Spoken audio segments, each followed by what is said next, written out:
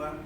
Segala puji dan syukur kami naikkan kepada-Mu ya Tuhan, yang oleh anugerah dan kasih-Mu Tuhan berkenan menuntut dan memberkati kami hingga pagi hari ini. Sebentar kami membaca merenungkan kebenaran firman-Mu, biarlah Tuhan buka hati dan pikiran kami supaya kami sungguh mengerti dan memahami. Berbicara kepada kami siap mendengarkan sabda. Kristus Yesus kami berdoa. Amin. Amin. Selamat pagi. Pagi, Pak. Selamat Paskah. Selamat Paskah. Ya, mari kita membaca satu bagian kebenaran firman Tuhan dari 1 Korintus pasal 15. Kira kita semua sudah merayakan Paskah kemarin, tapi hari ini kita coba kembali merenungkan bagian-bagian yang berkenaan dengan teks tersebut. 1 Korintus pasal yang ke-15 ayat 1 sampai dengan ayat yang ke-11. Kalau sudah ditemukan, kita akan baca bersama-sama. Saya akan baca ayat yang ganjil, Bapak Ibu Saudara, ayat yang ke-6, dan di ayat 11 kita baca bersama-sama. Kebangkitan Kristus.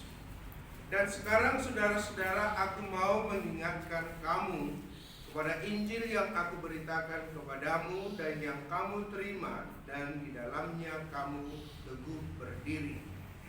Oleh Injil itu kamu diselamatkan, asal kamu teguh berpegang padanya, seperti yang telah aku beritakan kepadamu, kecuali kalau kamu telah sia-sia saja menjadi percaya.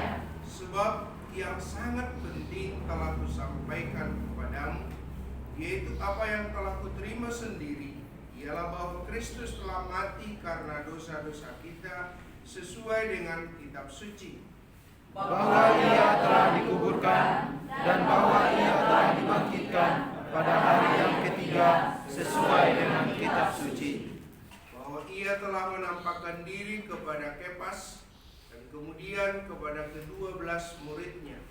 Sesudah itu Ia menampakkan diri kepada lebih dari 500 saudara sekaligus. Kebanyakan dari mereka masih hidup sampai sekarang, tetapi beberapa di antaranya telah meninggal. Selanjutnya Ia menampakkan diri kepada Yakobus, kemudian kepada semua rasul. Dan yang paling akhir dari semuanya, Ia menampakkan diri juga kepadaku, sama seperti kepada anak yang lahir sebelum kamu juga. Karena aku adalah yang paling hina dari semua rasul, bahkan tidak layak disebut rasul, sebab aku telah menganiaya jemaat Allah. Tetapi karena kasih karunia Allah, aku adalah sebagaimana aku ada sekarang, dan kasih karunia yang dianugerahkannya kepadaku tidak sia-sia. Sebaliknya, aku telah bekerja keras daripada mereka semua, tetapi bukannya aku, melainkan kasih karunia Allah yang menyertai aku. Kita baca bersama-sama. Sebab itu, baik aku maupun mereka, demikianlah kamu belajar, dan demikianlah kamu menjadi percaya. Sedemikian jauh pembacaan firman Tuhan untuk kita pagi hari ini. Yang berbahagia adalah mereka mendengarkan firman Allah dan melakukan di dalam seluruh kehidupan. Saudara-saudara yang saya kasih dalam Tuhan Yesus, kira mahasiswa yang turun pelayanan kemarin pasti sudah merayakan Paskah. Sudah ya? Sudah. Apa yang menarik dari sini? Telur. Terus apa lagi? Firman. Apa lagi? Persamaan. Banyak makan. Jalan-jalan. Apa lagi? Kebersamaan. Lebih daripada itu apa yang berkesan? Hah? Dapat pasangan. Memperingati hari kematian. Paskah memperingati hari kematian. Ya. Ada komitmen baru. Jadi saudara-saudara, saya kira apa yang hukum aja coba semangat menyampaikan. Buka di WA kan? Iya, Pak. Selamat Paskahnya. Angkat tangannya. Saya kira mau memberkati semua gitu kan. Walaupun jemaatnya terpatah-patah tapi semangatnya luar biasa. Itu karena apa? Ada sebuah janji kemenangan yang diberikan kepada setiap orang percaya. Saudara-saudara yang saya kasih dalam Tuhan Yesus, saya kasih topik kecil bagi kita, kebangkitannya membangkitkanku. Kebangkitannya membangkitkan. Artinya saudara, kalau kita memaknai tema ini, kebangkitan Kristus tidak hanya sekedar dia bangkit, tidak hanya sekedar dirayakan begitu saja, tapi ada sesuatu yang mendorong, ada sesuatu yang memotivasi, ada sesuatu yang penggerak di dalam kehidupan kita. Untuk apa? Untuk kita bangkit. Bangkit dari mana? Nanti kita coba lihat dari berbagai macam persoalan yang ada. Saudara, peristiwa kebangkitan Yesus itu adalah yang pertama dan yang mengubah konsep pada masa itu. Saudara, salah satu sekte dalam agama Yahudi yaitu siapa? Saduki, yang tidak percaya dengan kebangkitan. Mereka berpikir tidak ada kebangkitan. Setiap orang yang sudah mati ya sudah selesai. Dan itu sangat mempengaruhi kehidupan jemaat pada masa itu. Salah satu di antaranya adalah jemaat yang ada di Tesalonika. Sehingga Paulus menulis suratnya bicara tentang orang-orang yang mati dalam Tuhan. Dia berpikir satu kelak akan dibangkitkan.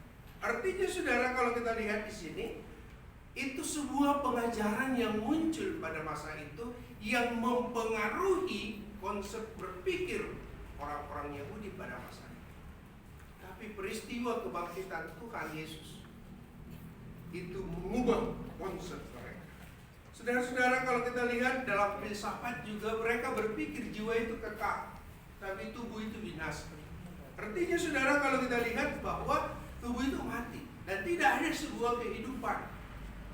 Jadi baik dalam konsep agama Yahudi maupun dalam filsafat pada waktu itu adalah sesuatu yang mencoba memberikan sebuah pemahaman bahwa tidak ada kehidupan setelah kematian. Artinya kalau manusia mati ya sudah mati. Saudara, kalau kita lihat, oleh sebab itu tak kalah Yesus berkata bahwa robohkan bait Allah ini, aku akan membangunnya. Susah mereka mengerti. Kalau kita melihat berbagai macam nubuatan yang disampaikan bicara tentang kebangkitan Kristus. Terus dalam Mazmur 16 di situ bicara, itu ditulis oleh Daud. Tapi para penafsir katakan itu bukan bicara tentang Daud, karena apa? Daud tidak pernah mati. Tapi itu bicara tentang Kristus yang akan bangkit. Saudara-saudara yang saya kasih dalam Tuhan Yesus Kristus, bicara tentang kebangkitan ada 3 bukti. Kalau kita melihat bicara tentang kenapa bukti kebangkitan Yesus Kristus. Yang pertama, Injil itu sendiri dapat dipercaya. Jadi saudara, kalau kita lihat di dalam bagian ini bahwa kalau Injil bicara tentang kebangkitan dan itu diterima orang pada umumnya, artinya diterima masyarakat pada masa itu. Dan kalau kita coba lihat di sini bahwa para murid pada waktu itu di minggu pertama mereka datang untuk melihat dan membuktikan apakah Yesus betul-betul bangkit atau tidak. Ternyata saudara, kalau kita lihat di situ, ternyata mereka tidak menemukan mayat Yesus.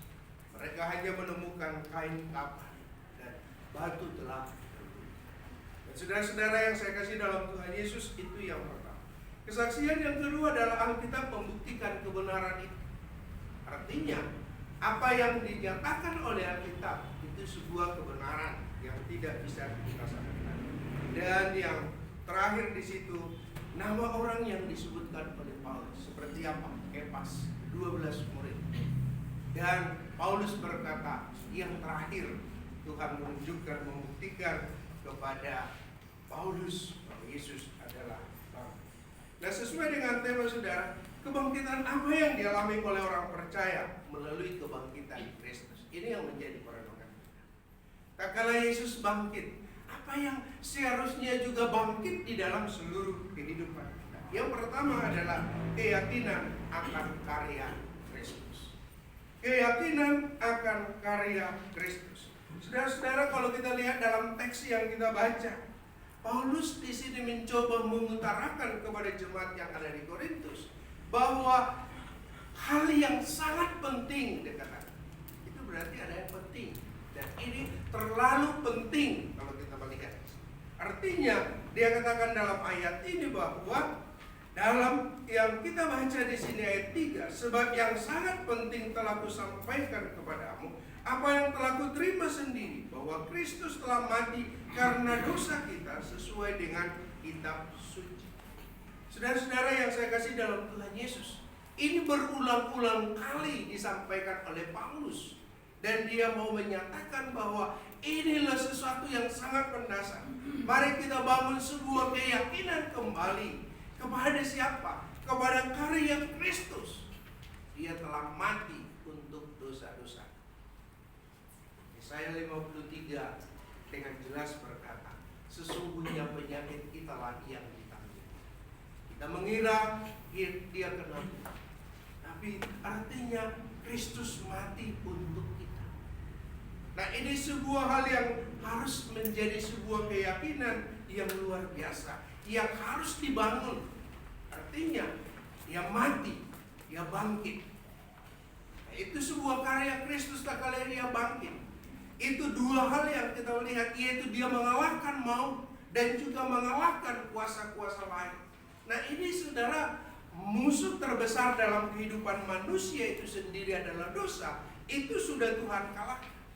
Artinya, kalau kita melihat di dalam bagian ini, bicara tentang persoalan terbesar dalam kehidupan manusia, Tuhan sudah selesaikan, yaitu persoalan dosa.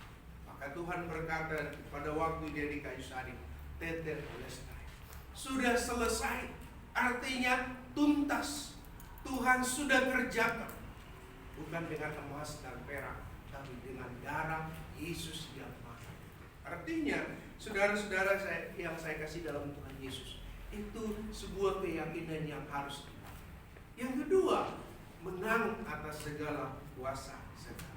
Saudara, kalau kita lihat di dalam bagian ini, musuh terbesar Tuhan sudah kalahkan. Setan pun Tuhan kalahkan. Artinya, kemenangan itu akan Tuhan janjikan bagi setiap orang. Itulah sebabnya dalam Petrus dikatakan, tunduklah kepada Allah dan lawanlah iblis, maka ia akan lari kepada. Artinya kemenangan Tuhan sudah janjikan. Yaitu kalau saya mau gambarkan, jenderalnya saja Tuhan sudah kalahkan, tapi kopralnya ini yang berkeliaran. Saudara, banyak orang tergoda dan digoda dan memberi diri digoda, sehingga apa? Itu sebenarnya yang kalah. Itu yang kalah. Sebenarnya iblis yang berkeliaran itu, kalau dalam bahasa Abraham itu hanya kopral yang baru-baru tamat itu. Tapi apa? Karena kita memberi diri digoda, maka kita tergoda. Karena Alkitab katakan, roh yang ada padamu lebih besar dari roh-roh yang ada dalam. Artinya kemenangan itu akan terus menjadi bagian dalam hidup. Nah, ini saudara sebuah keyakinan yang harus kita bangun. Kala kita merayakan Paskah, itu berarti karya Kristus itu nyata dan terbukti, dan itu menjadi bagian yang tidak terpisahkan di dalam seluruh kehidupan. Yang kedua, keyakinan akan firman. Saudara-saudara yang saya kasih dalam Tuhan Yesus, kematian Yesus Kristus dalam perjanjian lama, dalam kejadian, dalam Yesaya, semua menjadi sebuah nubuatan. Akhirnya saudara, itu digenapi. Artinya, kalau Tuhan yang berjanji, maka dia akan menggenapi. Kalau manusia belum tentu, itu tergantung kondisinya. Apalagi 2023, 2024 nanti, ada banyak janji-janji yang akan dilontarkan pribadi-pribadi itu. Pilih saya akan buat begini dan segala macam. Tapi setelah dia duduk, dia lupa segala. Saudara, kita melihat di sini keyakinan akan firman Tuhan. Firman Tuhan penuh dengan janji. Dari Kejadian sampai dengan Wahyu, begitu banyak hal yang Tuhan mau nyatakan, yang Tuhan perintahkan dalam kehidupan kita. Sebab itu saudara, termasuk masa depan, saya sering kali katakan kepada jemaat, persoalan yang akan datang pun Tuhan sudah mengatur. Apalagi persoalan hari ini, menurut saya itu terlalu mudah untuk Tuhan.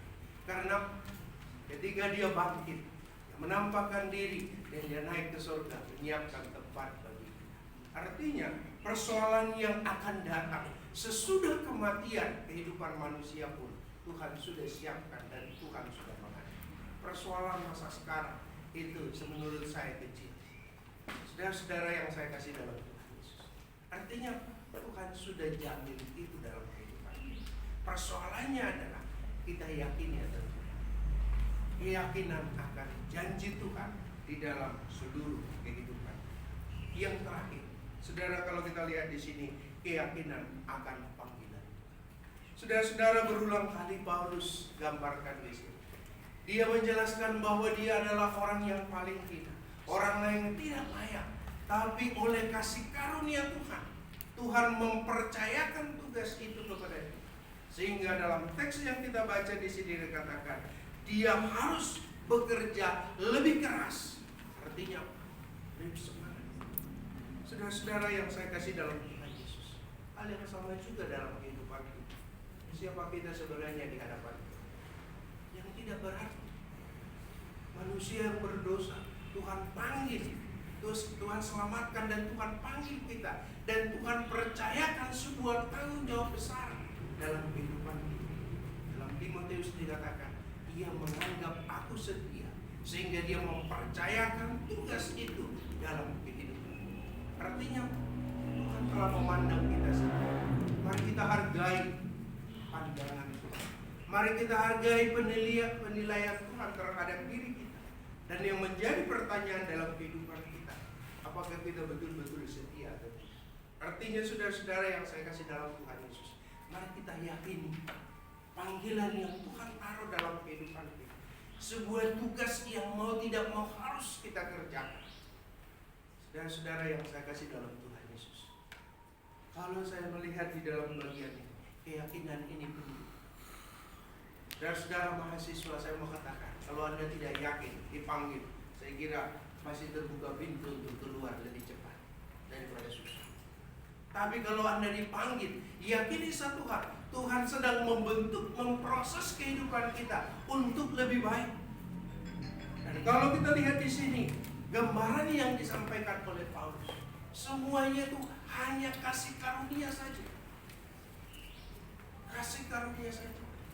Tuhan panggil kita, Tuhan selamatkan, dan Tuhan panggil, Tuhan percayakan sebuah tanggung jawab besar. Menjadi apa? Rekan sekerjaan, untuk terlibat dalam sebuah proyek besarnya Tuhan, yaitu membawa jiwa kepada. Saudara-saudara yang saya kasih dalam Tuhan Yesus, keyakinan ini perlu dalam kehidupan.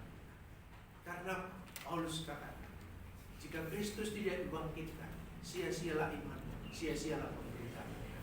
Tapi karena Kristus sudah bangkit, maka itu hilang dengan sendirinya. Kalau kita yakini dan panggilan itu nyata dalam kehidupan kita, mari kita hargai itu di dalam kehidupan kita. Saudara-saudara yang saya kasih dalam Tuhan Yesus, apa yang menjadi pelajaran? Yang pertama, kebangkitan membawa kepastian keselamatan. Kebangkitan membawa kepastian keselamatan. Dalam ayat ini, yang paling penting Kristus telah mati karena dosa-dosa. Saudara, artinya sebuah jaminan yang pasti yang Tuhan berikan bagi setiap orang-orang yang percaya. Itu yang kedua, kebangkitannya membawa kemenangan. Tuhan sudah janjikan sebuah kemenangan.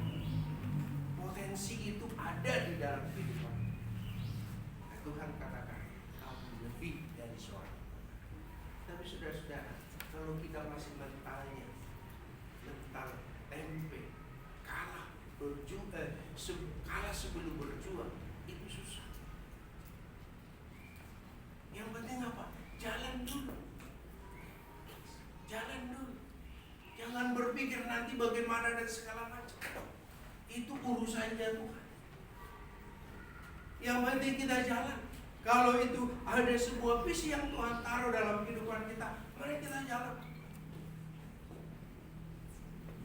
Bagaimana nanti itu urusan kita. Artinya Tuhan janjikan sebuah kemenangan di dalam diri. Menang atas apa? Atas dosa. Menang atas apa? Segala godaan.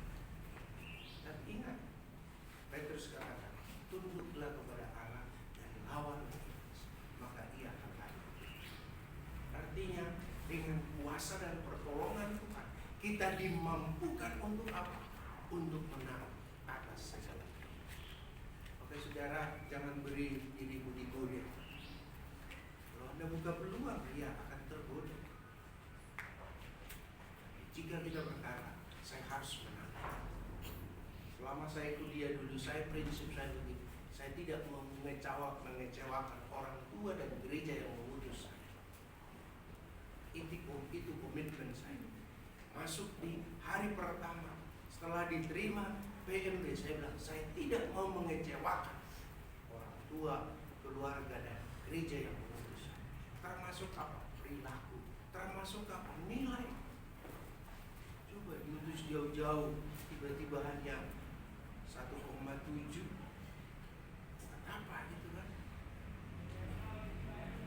Tapi saudara, mari kita terus berjuang. Mari kita raih sebuah kemenangan yang Tuhan janjikan di dalam seluruh dunia.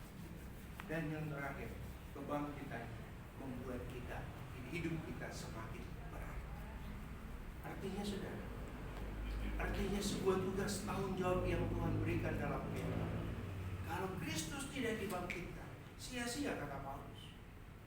Sia-sialah kamu percaya, sia-sialah pemberitaan. Tapi kebangkitannya membuat hidup kita semakin berat. Karena berita yang kita sampaikan adalah sebuah berita yang luar biasa, yang mengubah kehidupan banyak orang, yang memberikan sebuah kepastian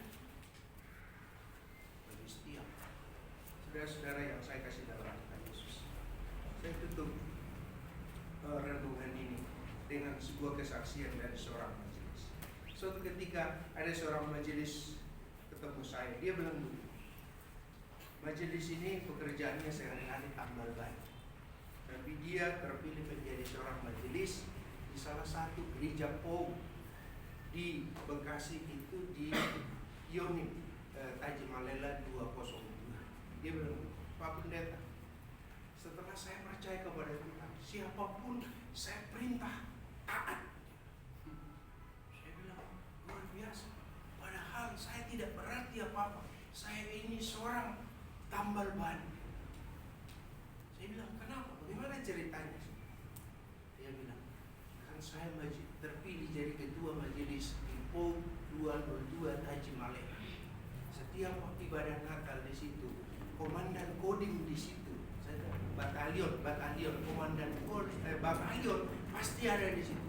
Saya undang jemaat bangkit berdiri, kapten, propol, semua bangkit berdiri. Pulanglah dengan damai sejahtera. Mereka pulang taat terhadap apa perintah saya. Coba, kalau saya bukan majelis, siapa yang taat terhadap seorang tukang tambal ban? Benar juga saya bilang. Jadi baguslah layani Tuhan dengan baik-baik. Karena setiap ibadah di situ, kalau komandannya di situ yang Kristen, pasti dia ibadah di situ. Upacara-upacara tertentu pasti ada di situ. Majelis itu mengatur sedemikian. Saudara, coba Anda juga sebagai hamba Tuhan, sudah kutilang kan, kurus dibilangsin, tampang tak ada. Coba Anda khotbah cara kebenaran firman Tuhan. Sebuah kalau betul-betul Anda diurapi oleh Tuhan, setan pun takut kan? Jangankan kakak, kopra, setan pun takut kan? Yang sudah ikut kursus KRS dia bilang apa? Kalau Anda sungguh-sungguh percaya dan Anda terlibat dalam misi, Anda lah orang yang paling ditakuti oleh setan dalam planet ini. Itu luar biasa. Artinya hidup kita semakin berat. Itulah sebabnya Paulus katakan, dia bekerja lebih keras,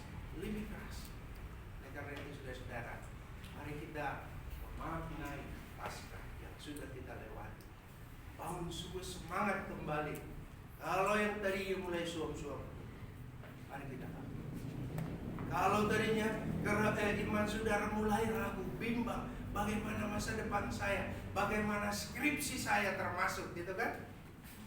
Bagaimana nantinya pekerjaan saya, bagi yang bekerja di PT, saya kira bagaimana tender, tercapai nggak tahun ini? Saudara, kebangkitan Kristus memberi semangat dan kemenangan bagi kita. Jika Tuhan bersama dengan kita, kita bisa melakukan perkara-perkara besar. Amin. Kami bersyukur untuk firman yang singkat yang kami renungkan di pagi hari. Bila Tuhan terus menolong dan memberkati, biarlah semangat dan sebuah kebangkitan bahwa Tuhan telah bangkit, Dia telah menang, dan kemenangan itu Tuhan janjikan bagi kita. Bila kami semua yang mendengar betul-betul memaknai peristiwa Paskah tahun ini, memberi sebuah kemenangan dalam kehidupan kami, supaya kami tetap optimis dalam menjalani kehidupan yang ada di depan. Berkati firman yang kebenaran, hamba-Mu sadar dalam pengurayan sangat terbatas, tapi biarlah